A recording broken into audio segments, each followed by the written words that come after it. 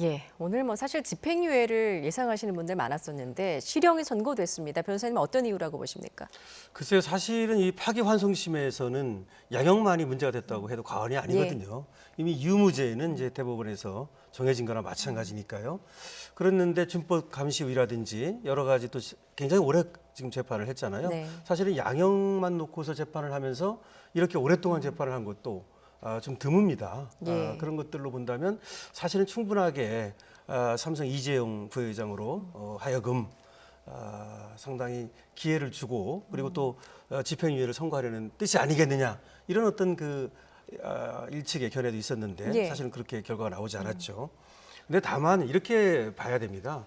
지금 재판부에서 어떻게 보면은 이 사법적 판단에 더해서 약간의 어떤 그 정치적 판단이라든지 내지는 또 이것을 좀 좁혀서 얘기하면은 그러니까 사법부의 어떤 그 유무죄 판단 말고 양형 판단은 좀 유두리가 있거든요. 예. 말하자면 여기에서 그것을 활용해 보겠다라고 하는 그런 생각이 있었는데 그럼에도 불구하고 좀 우왕좌왕하는 모습을 좀 보였고요. 왜냐하면 사실은 처음에는 이제 준법감시를 권고한 것이 오히려 재판부였거든요. 네. 그런데 검찰 측에서 특검 측에서 기피 신청까지 하고 그다음에 여론이 좀 나쁘게 흘러가자 사실은 여기에 대해서 후퇴하는 모습을 보였고 그다음에 가장 아쉬운 것은 이렇게 준법감시위를 갖다 권고를 했으면 이것이 제대로 작동될 수 있도록 그 준법감시위를 통해 가지고 삼성이 좀 더 그러니까 투명 경영을 할 수 있도록 하고 그에 맞는 어떤 이재용 부회장에게 또 그런 선고가 내려져야 되는데 사실은 여러 가지 양형 판단을 하겠다고 준법감시라든지 많은 그런 어떤 얘기가 있었음에도 불구하고 예. 결론은 또 이제 구속이었단 말이죠. 이런 점에서는 삼성으로서는 상당히 불만이 있을 거예요. 특히 이제 삼성의 변호인단으로서는 재판부에 불만을 갖지 않을 수가 없어요. 예. 그럴 것 같으면 왜 그렇게 오랫동안 재판을 끌면서 그러면서 여러 가지 요구를 해가지고 또 삼성을 또 좀 어렵게 한 점도 있었거든요. 예. 그리고 마지막으로 이제 다시 또 한번 말씀드리면 지체된 정의는 정의가 아니라고 하거든요. 그런데 굉장히 재판을 오래 끌어가지고 사실은 어떻게 보면은 이재용 부회장 입장에서는 미리 만약에 이렇게 수감생활 할 것 같았으면 미리 했으면 벌써 끝날 시점입니다. 예. 사실은 그런 점에서 조금 아쉬움이 남는 그런 재판이다라고 볼 수 있습니다. 그렇군요. 재판부 당부에 따라서 말씀하셨듯이 설치된 준법감시위의 실효성 평가에 대해서 진정성은 있지만 실효성은 없다라고 이제 재판부가 판단을 한 건데 이 부분에 대해서 어떻게 보십니까? 그러니까 저는 일단 그러니까 준법감시위원회 설치를 예. 재판부가 얘기한 것도 이례적이에요. 예. 재판부가 그렇게 하는 경우가 거의 없습니다. 그러니까 삼성에 대해서 특별히 그렇게 한 거고 또 하나는 사실은 준법감시위원회는 어디서 만들면 삼성이 만든 거 아닙니까? 그런데 이번 재판은 누구를 대상으로 하는 거죠? 이재용 부회장을 대상으로 하는 겁니다. 그리고 실제는 삼성이 피해를 본 겁니다.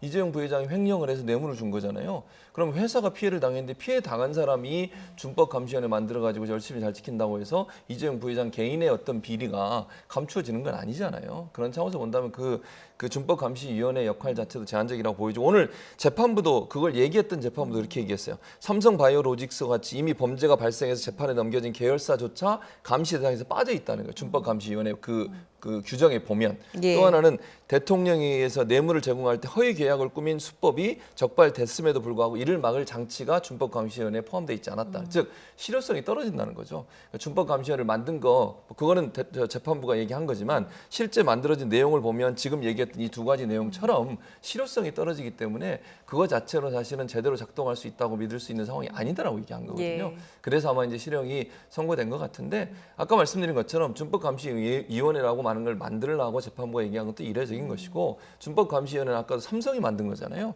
이재용 부회장이 하는 게 아닙니다. 이재용 부회장은 실제 이 재판의 피의자고요. 그리고 피해자는 삼성입니다, 사실. 근데 그런 부분에서 본다고 하면 이 준법감시위원회 실효성 자체도 사실은 논란이 될 수밖에 없다고 봅니다. 예, 이재용 부회장 오늘 2년 6개월의 실형을 선고받으면서 35개월 만에 다시 법정 구속됐는데 지금 재계 탄원서도 잇따르고 있다고 하고 지금 3년 만에 사실 삼성은 총수 부재가 된 상황이거든요.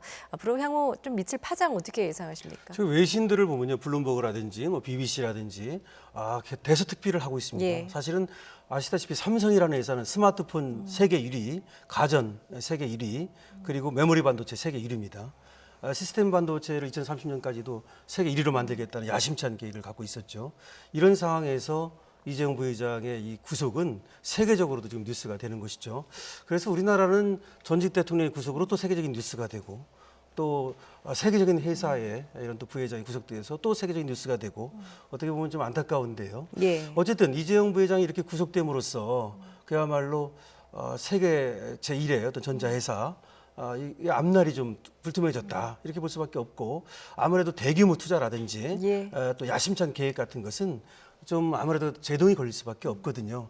그래서 세계적으로도 지금 거기에 대해서 관심을 나타내고 있는데 어쨌든 간에 삼성이 준법 감시위도 만들고 투명 경영을 약속했으니까 이재용 부회장이 좀 없는 상태에서도 좀 공백 상태에서도 제대로 좀 잘 이끌어 나가기를 회사가 경영돼 나가기를 바랍니다. 예, 지금 삼성그룹의 그 뭐 경영권 불법 승계 의혹이라든가 이런 법정 다툼 아직 끝나지 않은 상황인 거죠. 그렇죠. 앞으로 이제 삼성 오너 관련 리스크 계속될 것 같습니다. 계속 될 수밖에 예. 없죠. 그래서 이제 가능한 한 물론 삼성이 잘 바뀌어야 되고요. 이재용 부회장도 본인이 사과하면서 얘기했던 말을 잘 지켰으면 좋겠어요. 그리고 법적으로 문제가 되는 처벌은 처벌대로 받고 그게 다 끝나고 나서 정리하고 가야 되잖아요. 이걸 계속 끌면 끌수록 삼성도 별로 도움이 안 되고요. 그 재판부도 이런 부분들을 잘 생각해서 잘 판단할 거라고 저는 봅니다. 예. 그리고 삼성도 이번 기회에 정말 글로벌 스탠다드에 맞는 기업의 이미지를 만들어내야 돼요. 정치권에 물론 정권을 갖고 있는 사람이 압력을 가해서 불가피하게 줬다라고 얘기하더라도 그건 글로벌 스탠다드에 맞지 않거든요. 네. 그래서 세계적인 글로벌 기업이라면 전 세계의 사람들이 모범으로 볼 수 있는 그런 기업으로 거듭나기 바라고요. 이게 좀 좋은 약이 됐으면 좋겠어요. 이재용 부회장 입장에서는. 예. 그래서 정말 삼성을 진정으로 글로벌 기업 또 그리고 세계적으로 사랑받고 인정받는 기업을 만들기 위해서 문제 있는 것에 대한 인정하고 또 처벌도 받고 그리고 새로운 도약의 기회를 가졌으면 좋겠다 이런 생각이 듭니다. 예, 알겠습니다. 오늘 두 분 말씀 여기까지 듣겠습니다. 최진봉 성공회대 교수, 강신하 변호사와 함께했습니다. 잘 들었습니다.